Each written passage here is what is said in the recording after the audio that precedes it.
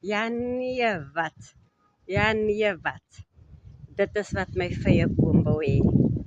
Net 'n lekker boost van daardie fertilizer wat ek hulle mee gevoed het. Net gister. En kyk hoe lyk hulle. Vrolik. Uitgeswel. Groter. Ja, dankie vye. Dankie. Jy gaan vir my kykers wys wanneer julle nog groter is. En dan gaan ek saam met hulle een proe. Om vir hulle te sê hoe dit smaak, hoe julle smaak.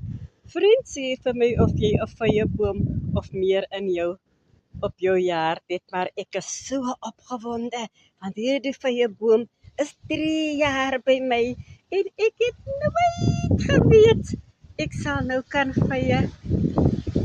Verlede jaar was daar 'n klompie in, maar dit was 'n mislukking. Maar hierdie jaar ek is volloop.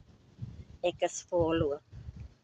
Tot die volgende keer, ek is Maggie in Port Elizabeth, winderige Port Elizabeth en lekker nat. Dit reën, ons is dankbaar.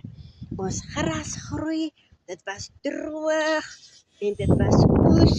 Maar kyk hoe wonderlik is hierdie gras.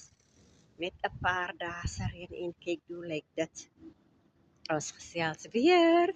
Tot 'n volgende keer, vriend. Totsiens.